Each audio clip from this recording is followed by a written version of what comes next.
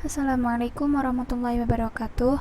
Kami dari kelompok 2 yang beranggotakan Romansa Rizky Ambarwati dengan nomor NIM 43040200005, Asyifa Aulia Sains dengan nomor NIM 43040200015, dan Soleha Ruswandi dengan nomor NIM 43040200025 akan menjelaskan sedikit tentang emosi.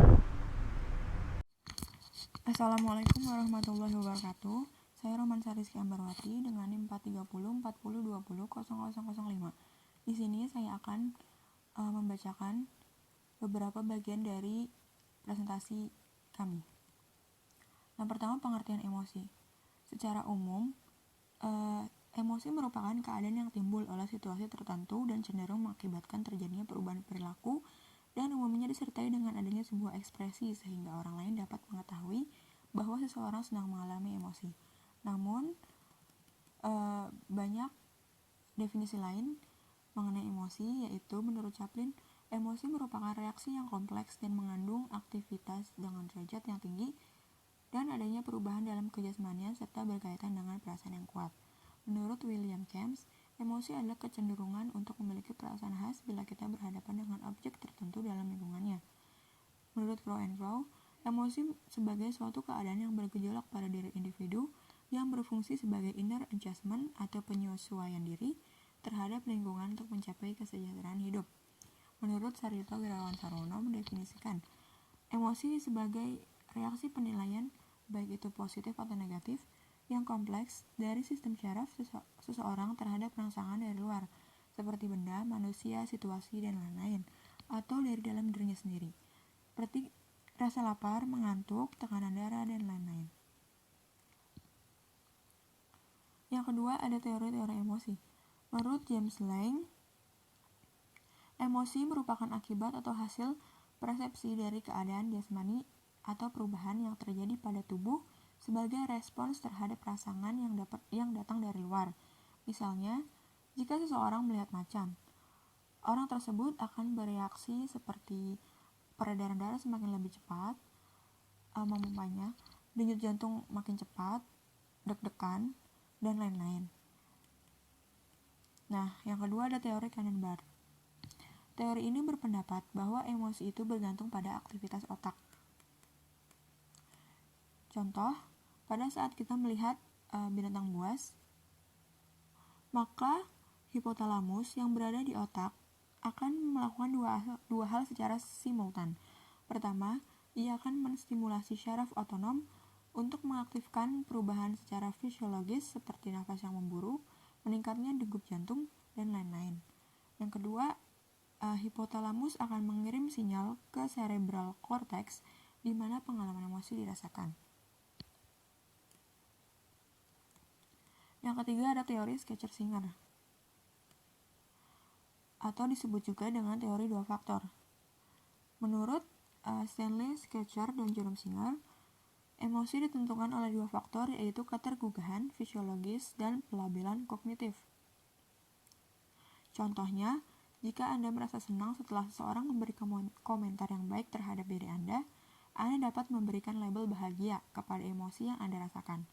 Namun, jika Anda merasa buruk setelah melakukan kesalahan, maka Anda dapat memberikan label bersalah pada emosi atau perasaan yang Anda rasakan. Teori dua faktor ini memberitahu kita bahwa seringkali tubuh kita itu mengirim sinyal yang ambigu mengenai apa yang terjadi pada diri kita. Kita menerima sinyal tersebut dan berusaha mencari penjelasan dalam lingkungan terdekat kita, dan hal tersebutlah yang memunculkan emosi. Lalu berikutnya ada pengelompokan emosi. Menurut Syamsu Yusuf, emosi dapat dikelompokkan menjadi dua bagian. Yang pertama, emosi sensoris, yaitu emosi yang muncul oleh rangsangan dari luar terhadap tubuh, contohnya sakit, kenyang, rasa lapar, rasa lelah, kedinginan, dan lain-lain. Yang kedua ada emosi psikis, yaitu emosi yang mempunyai alasan-alasan tertentu. Pertama, ada perasaan intelektual, yaitu emosi yang mempunyai sangkut paut dengan ruang lingkup kebenaran. Yang kedua ada perasaan sosial, yaitu sebuah perasaan yang menyangkut hubungan dengan orang lain, baik yang bersifat perorangan maupun kelompok. Yang ketiga ada perasaan susila, yaitu perasaan yang berhubungan dengan nilai-nilai baik dan buruk atau yang seringkali disebut dengan etika atau moral. Lalu ada perasaan keindahan atau estetis, yaitu perasaan yang berkaitan dengan keindahan dari sesuatu, baik yang sifatnya kebendaan maupun kerohanian. Yang kelima, perasaan ketuhanan. Sebagai salah satu makhluk Tuhan, manusia dianugerahi fitrah atau kemampuan dan perasaan untuk mengenal Tuhannya. Dengan kata lain, manusia dianugerahi sebuah insting religius atau naruli keberagamaan. Karena fitrah inilah, kemudian manusia disebut dengan homo divinans dan homo religius, yaitu makhluk yang berketuhanan atau makhluk yang beragama. Sekian penjelasan dari saya. Wassalamualaikum warahmatullahi wabarakatuh.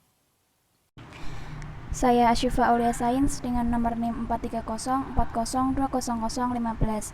Saya akan melanjutkan yang telah dijelaskan oleh Amber. Yang keempat adalah macam-macam emosi. Emosi dibagi menjadi dua, emosi positif dan emosi negatif. Antara lain dari emosi positif adalah rela, lucu, kegembiraan atau keceriaan, senang atau kenyamanan, rasa ingin tahu, kebahagiaan, kesukaan, cinta, dan ketertarikan. Untuk emosi negatif, antara lain ada tidak sabaran, kebimbangan, rasa marah, kecurigaan, rasa cemas, rasa bersalah, cemburu, jengkel, takut, depresi, kesedihan, dan rasa benci. Yang kelima adalah faktor pemicu terjadinya emosi, yaitu stres, depresi, hubungan yang tidak seimbang, kesulitan dengan suatu transisi, perilaku intimidasi, kelelahan, ingatan yang menyakitkan, kurangnya jam tidur, mendapat reward, melihat orang yang disukai atau dibenci, dan lingkungan dan pengalaman. Yang keenam adalah pengaruh timbulnya emosi terhadap perilaku individu. Yang pertama, memperkuat atau menambah semangat apabila seseorang merasa senang atau puas dengan hasil yang telah dicapai. Yang kedua, melemahkan semangat apabila timbul rasa kecewa karena kegagalan dan puncaknya akan merasa putus asa atau frustasi. Yang ketiga, menghambat atau mengganggu konsentrasi belajar apabila sedang mengalami ketegangan emosi dan juga bisa menimbulkan sikap gugup atau nervous dalam berbicara. Yang keempat, terganggu penyesuaian sosial apabila sedang terjadi rasa cemburu dan iri hati. Dan yang terakhir, suasana emosional yang diterima dan dialami individu semasa kecilnya akan mempengaruhi sikapnya di kemudian hari, baik terhadap dirinya maupun orang lain. Assalamualaikum warahmatullahi wabarakatuh. Perkenalkan, nama saya Solihah Ruswandi dari kelas Psikologi Islam 2A dengan nomor NIM 43040200025. Fungsi emosi. Emosi sebagai pembangkit energi atau energizer. Emosi membangkitkan dan memobilisasi energi kita. Marah menggerakkan kita untuk menyerang, takut menggerakkan kita untuk lari, dan cinta mendorong kita untuk lebih dekat dan romantis. Emosi adalah pembawa informasi atau messenger. Keadaan diri kita dapat diketahui melalui emosi. Jika marah, kita mengetahui bahwa kita dihambat atau diserang orang lain. Sedih berarti kita telah kehilangan sesuatu yang berharga. Bahagia berarti kita memperoleh sesuatu yang kita senangi, dan sebagainya. Emosi merupakan sumber informasi tentang keberhasilan kita. Kita mendambakan kesehatan dan mengetahuinya ketika merasa sehat walafiat. Kita mencari keindahan dan mengetahui bahwa kita memperolehnya ketika kita merasakan kenikmatan estetis dalam diri kita. Emosi merupakan survival, yaitu sarana untuk bertahan hidup. Dengan adanya emosi, dapat memberikan kekuatan pada manusia untuk bertahan dan mempertahankan diri dari berbagai ancaman, gangguan, dan rintangan. Adanya perasaan marah, cemburu, cinta, sayang, maupun benci membuat manusia lebih bisa menikmati hidup serta kebersamaan dengan manusia lainnya. Cara mengendalikan emosi. Yang pertama adalah model pengalihan atau displacement. Satu langkah yang paling tepat yang dilakukan adalah dengan displacement emosi, baik dengan cara katarsis, manajemen anggur asam, atau rasionalisasi, dan zikrullah. Apa itu katarsis? Katarsis adalah suatu istilah yang mengacu pada pelampiasan emosi atau membawanya keluar dari keadaan seseorang, dan dalam banyak hal bermanfaat mengurangi agresi, ketakutan, atau kecemasan.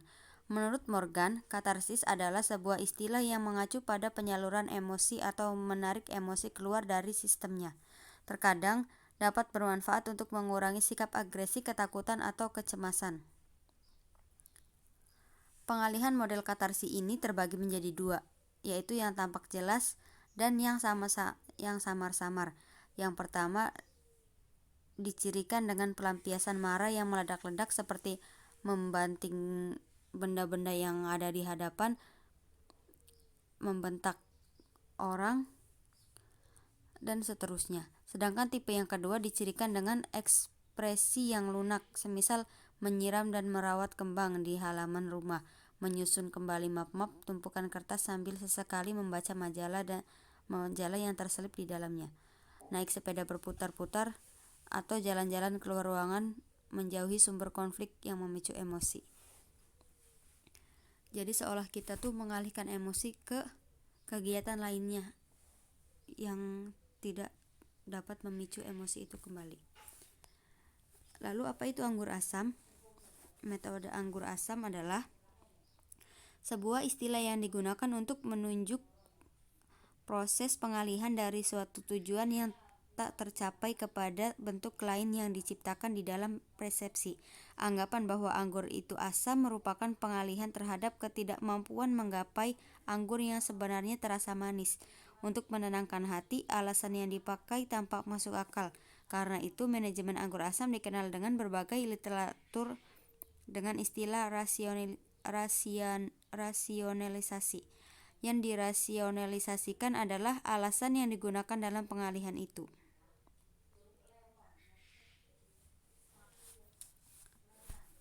Sedangkan zikrullah, kita mengingat Sang Pencipta.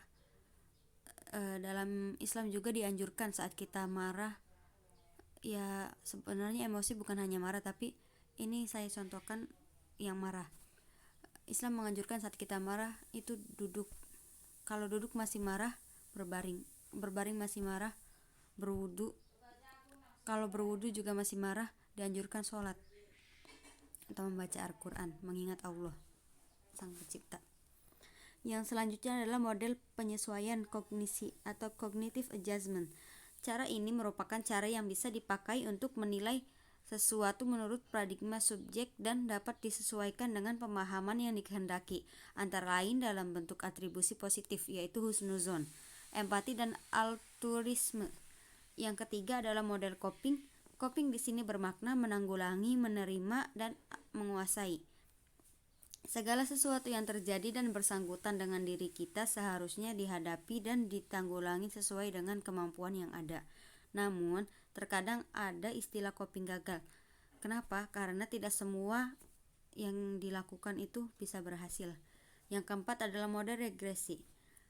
Model ini merupakan bentuk mekanisme pertahanan diri dengan cara mundur dari perkembangan yang lebih tinggi ke yang lebih rendah. Menurut Sarwono, untuk menghindari kegagalan-kegagalan atau ancaman-ancaman terhadap ego, individu mundur kembali ke taraf perkembangan yang lebih rendah. Model kelima yaitu model penguatan. Model ini biasa digunakan di kalangan masyarakat yang takut akan hal gaib, yang dimana mereka merapalkan bacaan untuk menepis pikiran negatif atau rasa takut itu sendiri. Kayak misalnya baca ayat kursi atau tasbih, seperti itu. Sekian dari kelompok 2. Kurang lebihnya mohon maaf. Wassalamualaikum warahmatullahi wabarakatuh. Rawat kembang di halaman rumah, menyusun kembali map-map, tumpukan kertas sambil sesekali membaca majalah yang terselip di dalamnya, naik sepeda berputar-putar, atau jalan-jalan keluar ruangan menjauhi sumber konflik yang memicu emosi. Jadi seolah kita tuh mengalihkan emosi ke kegiatan lainnya yang tidak dapat memicu emosi itu kembali. Lalu apa itu anggur asam?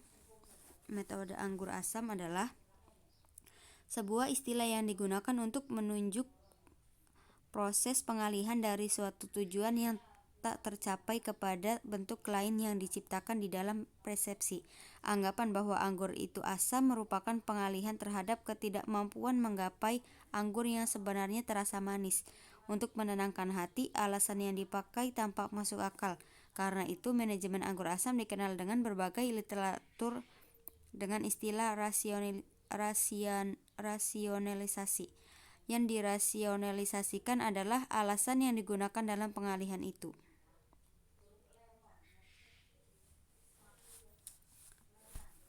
Sedangkan zikrullah, kita mengingat Sang Pencipta. Dalam Islam juga dianjurkan saat kita marah. Ya, sebenarnya emosi bukan hanya marah, tapi ini saya contohkan yang marah. Islam menganjurkan saat kita marah itu duduk. Kalau duduk masih marah, berbaring. Berbaring masih marah, berwudu. Kalau berwudu juga masih marah, dianjurkan sholat atau membaca Al-Quran, mengingat Allah, Sang Pencipta. Yang selanjutnya adalah model penyesuaian kognisi atau cognitive adjustment. Cara ini merupakan cara yang bisa dipakai untuk menilai sesuatu menurut paradigma subjek dan dapat disesuaikan dengan pemahaman yang dikehendaki, antara lain dalam bentuk atribusi positif, yaitu husnuzon, empati, dan altruisme. Yang ketiga adalah model coping. Coping di sini bermakna menanggulangi, menerima, dan menguasai. Segala sesuatu yang terjadi dan bersangkutan dengan diri kita seharusnya dihadapi dan ditanggulangi sesuai dengan kemampuan yang ada. Namun, terkadang ada istilah coping gagal. Kenapa? Karena tidak semua yang dilakukan itu bisa berhasil. Yang keempat adalah model regresi. Model ini merupakan bentuk mekanisme pertahanan diri dengan cara mundur dari perkembangan yang lebih tinggi ke yang lebih rendah. Menurut Sarwono, untuk menghindari kegagalan-kegagalan atau ancaman-ancaman terhadap ego, individu mundur kembali ke taraf perkembangan yang lebih rendah. Model kelima yaitu model penguatan.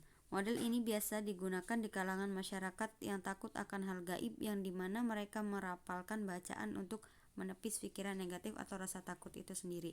Kayak misalnya baca ayat kursi atau tasbih, seperti itu.